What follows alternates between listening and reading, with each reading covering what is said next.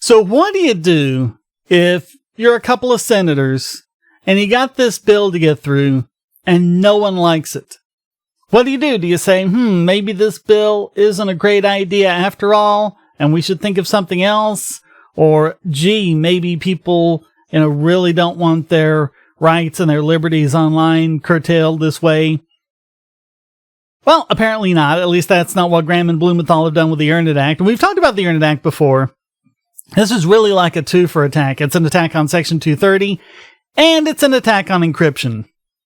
So it's kind of all of those wonderful things rolled together in one convenient bill. Yeah.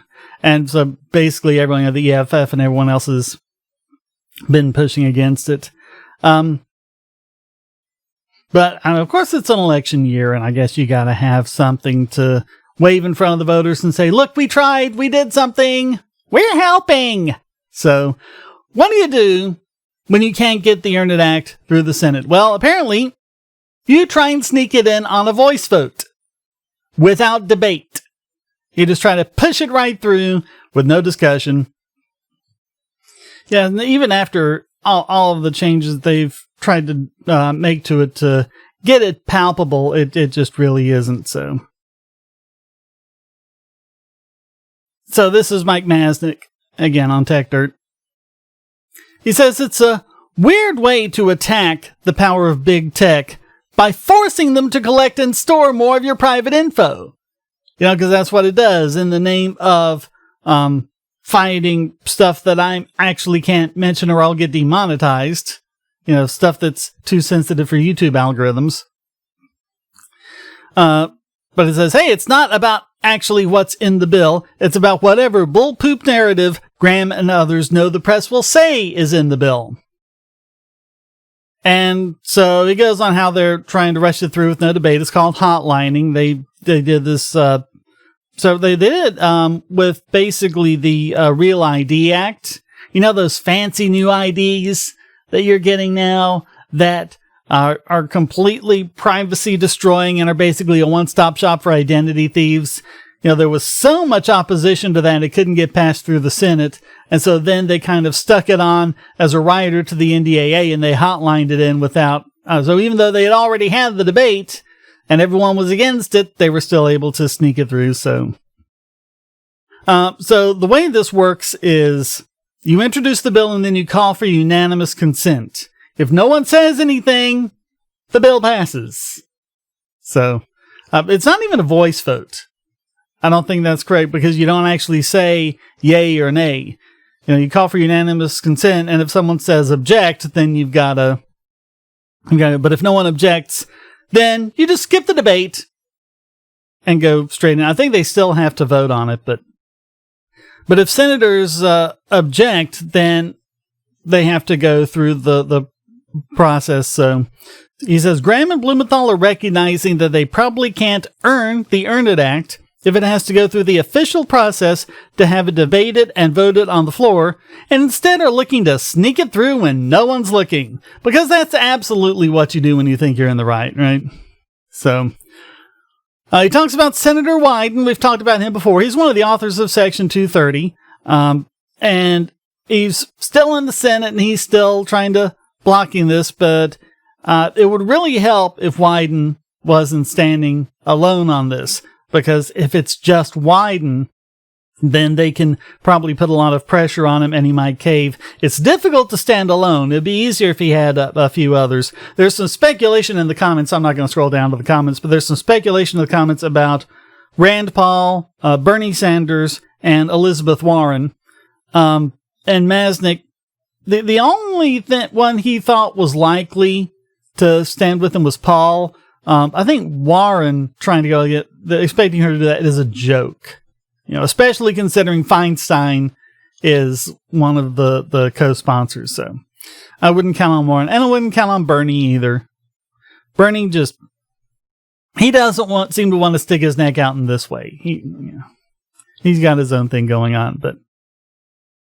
So according to Wyden, the Earn It Act will not protect children. It will not stop the spread of the stuff that I really can't say, but it's the nasty stuff with the children, And the don't do that because it's not nice. Yeah, the stuff I can't say. Nor target the monsters who produce and share it. And it will not help the victims of these evil crimes. What it will do is threaten the free speech, privacy, and security of every single American. That's because at its core, the amended Earn It Act magnifies the failures of SESTA and FOSTA, and we've talked about those before, even though I can't say the full names of the bill anymore. But experts believe that SESTA-FOSTA has done nothing to help victims or stop the taking of the people from the one place to the other for the whoopee-making stuff that we don't want. So I guess this is what I have to do now to be able to talk about this.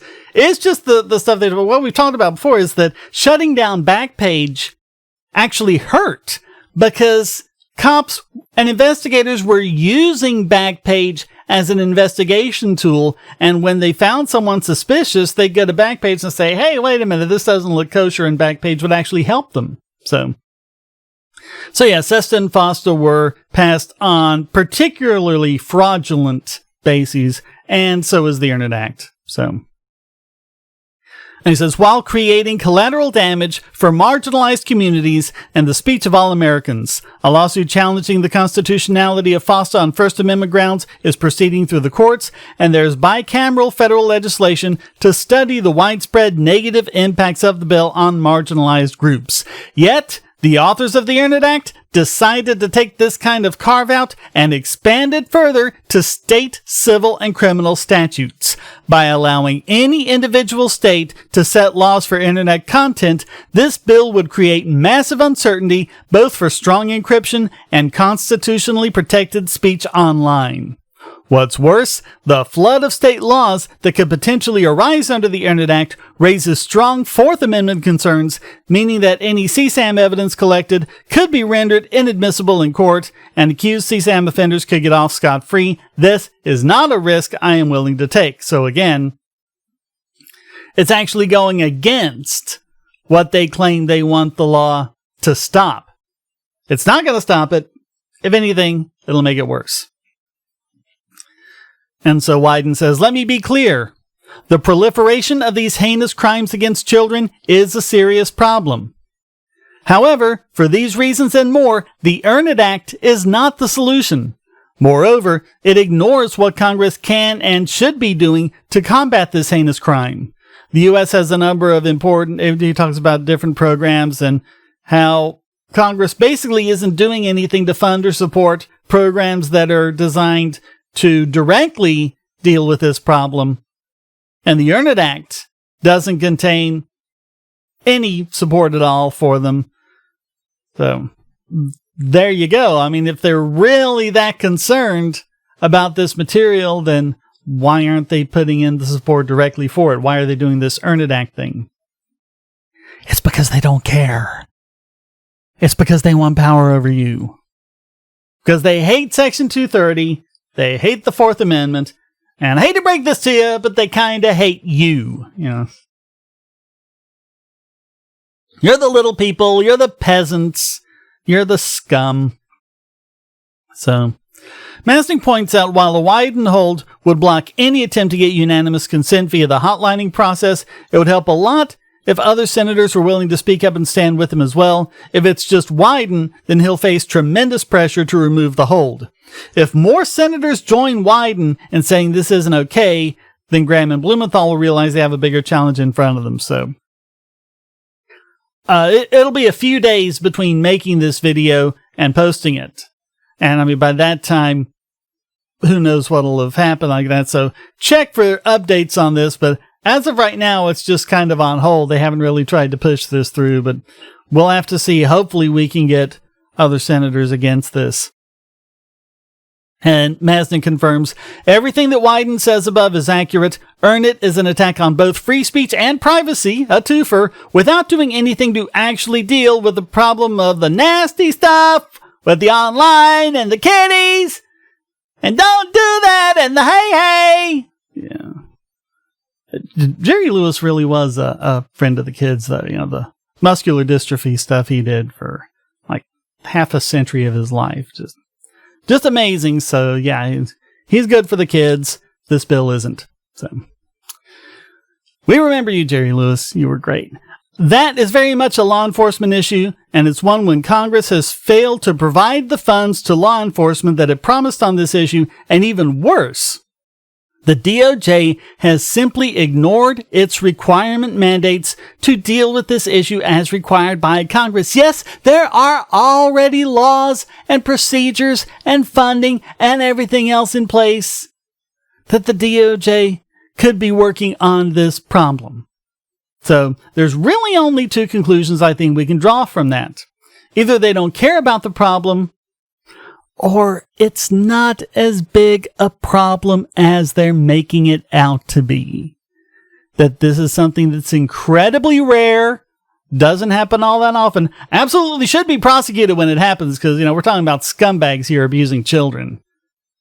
So, yeah, you got to do something about that. But, it's not happening often enough to justify all of this. And if it were, you'd think the DOJ would actually be doing more about it with the existing tools that they have at their disposal.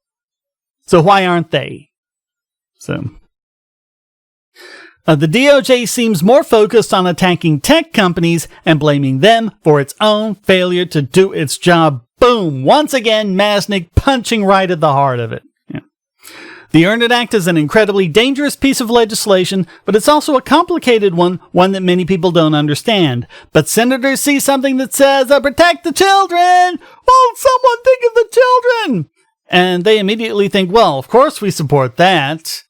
You don't hate children, do you? But this bill doesn't protect children. It attacks free speech and privacy online in very insidious ways. Please call your senators and ask them not to let this through. Yeah, this is going to be a fight, I think, it's going to be particularly bad since it's an election year, but even outside of election year, these are the battles we've had to keep fighting. We actually fought the battle back in the 1990s and we won, and so then they kind of slinked away for, a decade or 15 years or something like that. Now they're coming back with it about how terrible encryption is and about how it allows people to do all sorts of nasty stuff. But I'm just going to remind you of the words of Bruce Schneier. There are only two kinds of encryption. The kind that stops major governments from reading your data, and the kind that stops your kid's sister. So anything governments do to intrude on it, to make it available for them, automatically puts all our encryption into the kid sister category. And we might as well be using ROT13.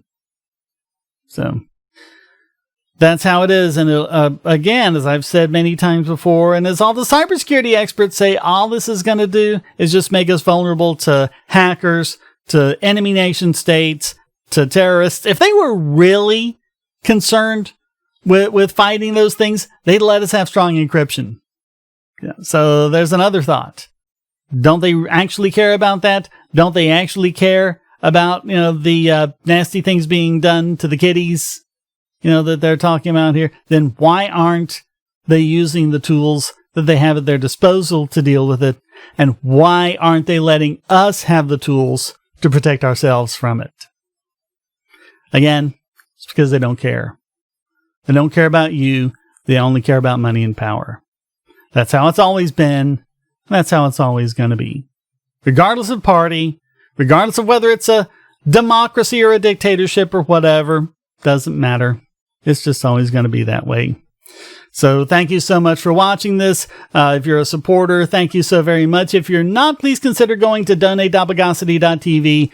You can give via PayPal or give just a few pennies in crypto, however much you can afford to part with right now in these difficult times. You can become a regular supporter on Patreon or Subscribestar and get these videos early and ad-free. Please also hit like, share, and subscribe. Share this video everywhere that you can. That'll help more than anything. You really have no idea how much it helps to share the videos of your favorite creators around. So please remember to do that. And above all, stay strong and be free.